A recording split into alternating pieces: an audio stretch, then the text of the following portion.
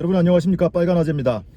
아침에 미리 말씀드린 대로 오늘 정경심 교수 21차 공판 증인신문, 오전 증인신문 주요 내용 전해드리겠습니다. 오늘 증인이 4명인데 오전에는 1명 증인신문만 있었어요. 그 증인신문 내용을 전해드리기 전에 앞서서 조금 더 중요한 얘기가 있어서 먼저 전해드리겠습니다. 제가 엊그제 방송을 하면서 재판부에 제출된 서류 목록을 보니까 국과수에서 감정 결과에 대한 회보서를 제출했다, 이렇게 말씀을 드렸어요. 그 내용인즉슨 추정컨대 정경심 교수 딸이 서울대 공익인권법센터에서 인턴을 할 당시에 국제학술대회에 참석을 했던 동영상, 이걸 찾아내서 정경심 교수 측이 수사 당시에 언론에 공개를 했었고 그리고 법정에서도 이 얘기를 하면서 그 중에 한 명을 특정을 해서 저 사람이 정경심 교수의 딸이다라는 주장을 계속 펴왔죠. 근데 검찰이 수사 단계에서 정경심 교수의 졸업 앨범에 있는 사진과 대조를 했는데 판별할 수 없다라는 결과가 나왔었습니다. 그런데 변호인 측에서 정경심 교수 딸의 더 여러 가지의 사진, 그 즈음에 찍었던 여러 개의 사진을 함께 다시 감정 의뢰를 했습니다. 재판부를 통해서 국과수에 감정 의뢰를 했는데 국과수에서 회보를 하기를 해당 영상 속의 여성이 정경심 교수의 딸과 동일인일 가능성을 배제할 수 없다, 이렇게 판별 결과를 보내왔습니다. 그러니까 수사 단계에서는 판별할 수 없다라고 검찰이 결과를 제출했었는데 국과수 이번에 감정 결과는 동일인일 가능성을 배제할 수 없다. 그래서 좀 결이 많이 달라졌지요. 국과수에서 판별하기로는 동일인일 가능성도 있다라는 정도의 판별이 나온 것 같습니다. 이게 명확하게 OX로 판별이 되지 않는 게요, 동영상 화질이 워낙 좋지는 않습니다. 저도 동영상 원본을 서울대학교 에서 검색을 해보면 지금 찾아볼 수가 있는데 그 영상 풀버전을 봤지만 영상이 화질이 그렇게 좋지 않아요. 그리고 정면으로 정확하게 찍힌 것도 아니고 전체 풀샷에 아주 작은 형태로 옆모습이 찍혀 있는 영상이 있거든요. 그래서 그 정도로 볼 때는 다양한 사진과 대조를 해봤을 때 동일인일 가능성을 배제할 수 없다라는 정도로 판별이 나온 겁니다. 여기에 대해서 뭐 검사는 더 다른 언급은 하진 않았고요.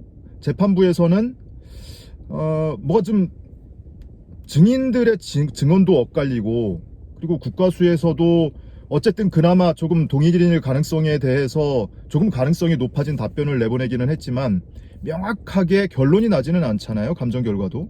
그러다 보니까 그 영상 속에 바로 옆자리에 남학생이, 남자가 한 명 앉아 있는데 고등학생이 그렇게 옆자리에 남녀가 앉았을 정도면은 굉장히 가까운 사이 아니겠느냐, 이 사람이 누군지 확인을 하고 그 사람의 증언을 들어보면 더 분명히 알 수 있지 않겠느냐라는 요구를 하기는 했는데, 이때는 이제 변호인 측에서 발끈한 거죠.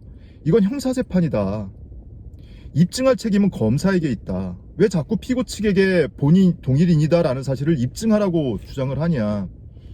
더더군다나 이전 증인신문 과정에서 정 교수 딸과 함께 세미나에 참석한 것으로 알려진 당시 이 고등학생들은 뭐 정 교수 딸이 참석한 것을 보지 못했다라고 증언을 하기는 했지만, 그 중에 한 명 장모 씨 같은 경우는 검찰 조사 과정에서 가족이, 배우자와 아들까지 포함해서 11차례나 검찰에 출석해서 조사를 받고 심야 조사까지 받고 스스로 출국 금지까지 당했던 단국대 장영표 교수의 아들이거든요. 그러다 보니까 이 증언의 신빙성에 지금 문제가 제기되고 있는 상황이기도 하고 그렇습니다. 반면에 당시 이 공익인권법센터 사무국장을 했던 이 분은 증인으로 출석을 해서 지난번에 정 교수의 딸이 세미나에 참석을 했고, 그리고 뒤풀이 자리에서 본인 소개까지 했었다라고 증언을 했고, 하와이에 거주하고 있는 백태웅 교수도 당시 세미나에 참석을 한 뒤에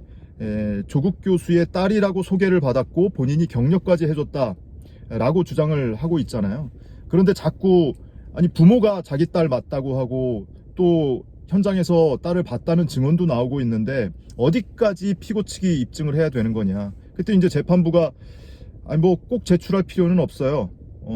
피고 측에게 입증을 하라는 취지는 아닙니다. 뭐 이렇게 물러서기는 했는데 결과적으로는 피고 측에 자꾸 부담을 입증 책임을 지우는 그런 재판부의 발언이 있다 보니까 변호인 측에서 조금 발끈해서 조금 약간 언성이 높아지기도 했습니다. 어쨌든 국과수 6월 26일에 회보가 왔습니다.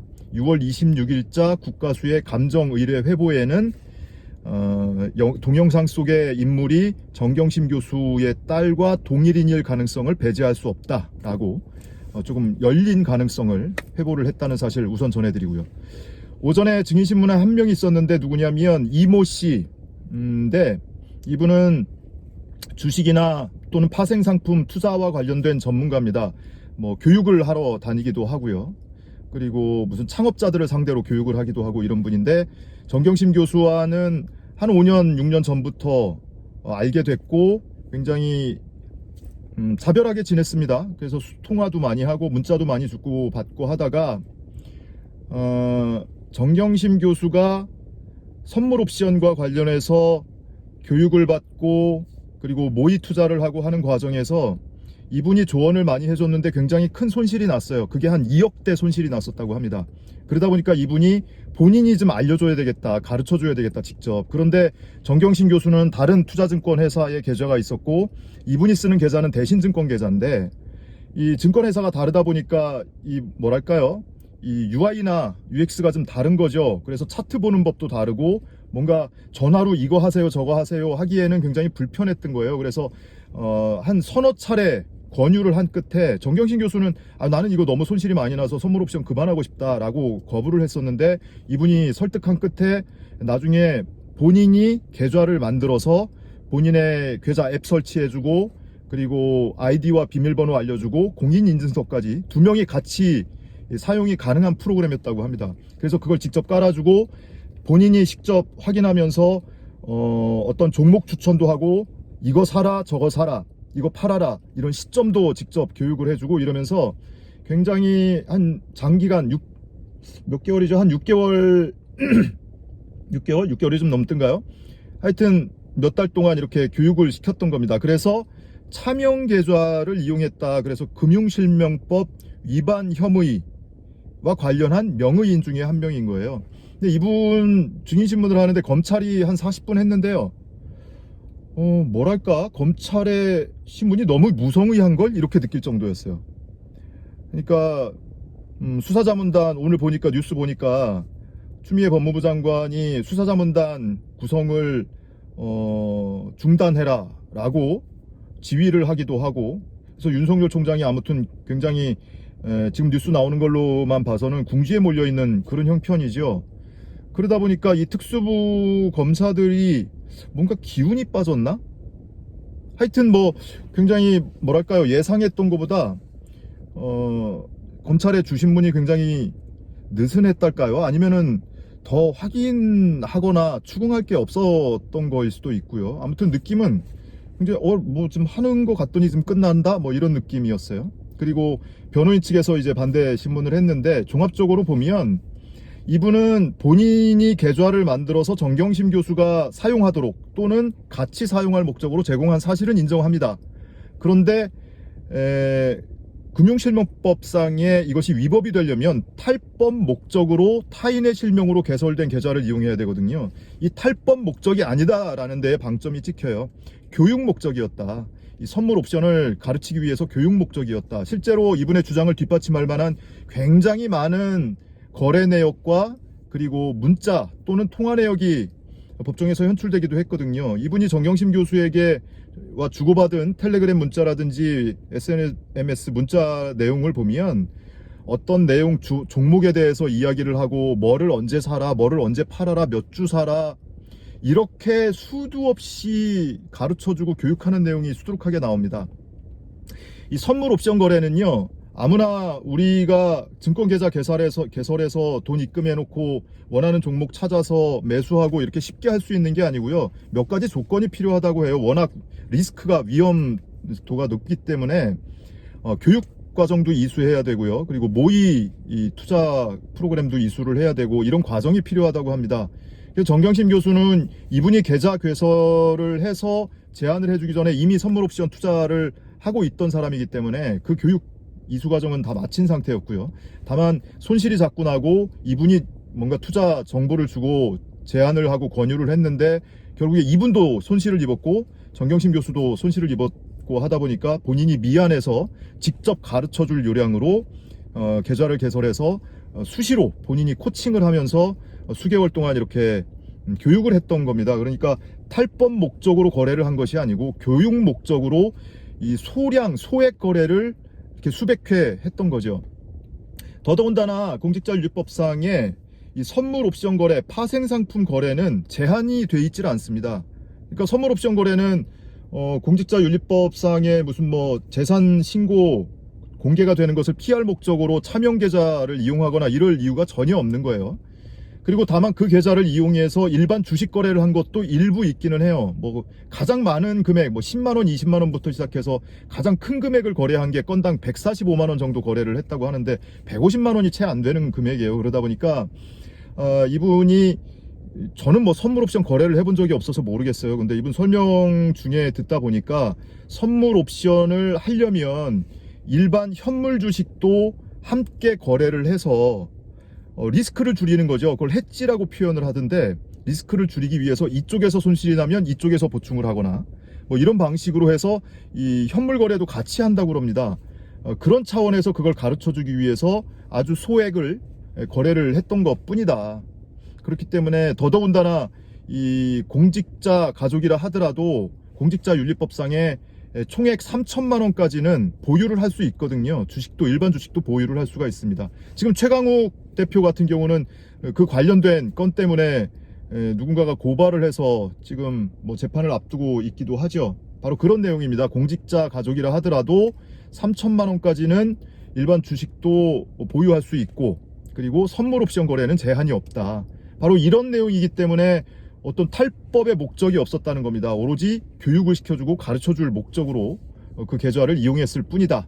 그리고 작년 9월 말에 스스로 이분이 이제 뭐 정경심 교수가 더 이상 이 계좌를 이용할 수 없는 상황이 되다 보니까 이분이 직접 본인이 비밀번호를 바꿔서 더 이상 정경심 교수가 사용할 수 없는 그런 상태를 만들었다는 거죠. 그래서 뭐 증인신문이 이분이 굉장히 건수가 많거든요. 거래 건수가 이분의 계좌를 이용한 거래 건수가 굉장히 많아서 증인신문이 굉장히 타이트하게 진행이 되겠다라고 예상을 했는데 의외로 뭐 별 내용 없이 그렇게 끝났습니다. 오전에 한 명 증인신문 끝났고요.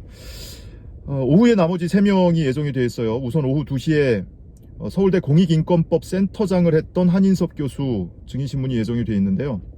방금 말씀드린 것처럼 그 공익인권법 센터에서 주최를 했던 국제학술대회 세미나장에 정경심 교수의 딸이 참석했었느냐 안 했냐, 또는 그 이전부터 사전 스터디를 하고 왔느냐 안 했느냐, 해당 인턴 확인서가 허위로 또는 위조로 발급된 것이냐 아니냐, 이런 점에 대해서 아마 신문을 하게 될 텐데, 지금 그 동영상 속의 인물이 정경심 교수의 딸일 가능성도 배제할 수 없다라는 국가수의 회부가 마침 온 뒤여서 뭐 이 내용도 아마 법정에서 다시 한번 또 거론이 될 수도 있을 것 같습니다.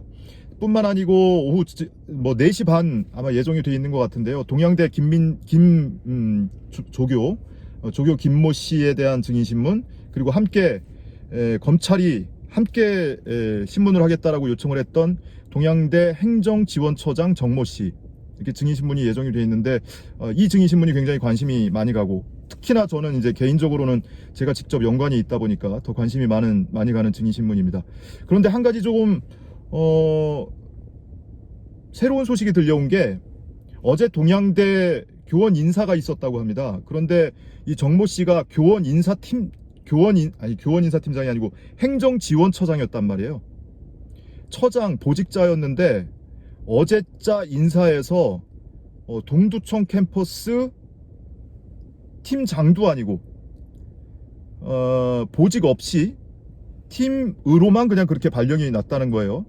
그 내용만 보면 처장이 보직이 떼지고 팀원으로 발령이 났다는 건데, 보통 일반 회사에서 이런 식의 발령이 나면 그만두라는 의미로 시그널로 읽히거든요. 묘하다. 그리고 동양대의 부총장 자리도 없애고요. 행정지원처장 자리를 아예 없앴다고 합니다. 대신 행정지원처의 차장인가요? 선임 차장인가? 뭐 그런 직책이 하나가 있고요. 그래서 어찌 보면 동양대가 지금 재정난을 겪고 있고 직원들에 대한 보수도 지금 밀리고 있고 이런 상황이라서 뭐 구조조정의 일환으로 했을 수도 있는데, 설사 그렇다 하더라도 행정지원처장을 단숨에 견장을 떼고 동두천 캠퍼스 맞나요?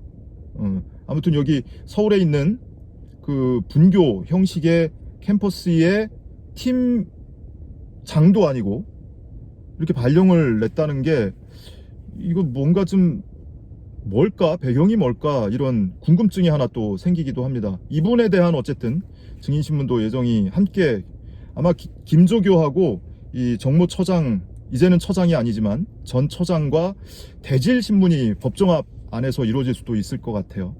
그 신문 내용은 이제 혹시 모르는 분들을 위해서 짧게만 말씀드리면, 지난번에 이 두 분이 증인으로 출석을 해서, 검찰 측 증인으로 출석을 해서 증인 신문하는 과정에서 이 김조교가 당시에 강사유괴실에 있던 PC를 임의 제출하는 과정에서 검찰이 자필 진술서를 불러주는 대로 받아 적으라고 했다. 그래서 받아 적었고, 근데 그 이후에 저하고 인터뷰를 통해서 당시에 받아 적기를 주저하니까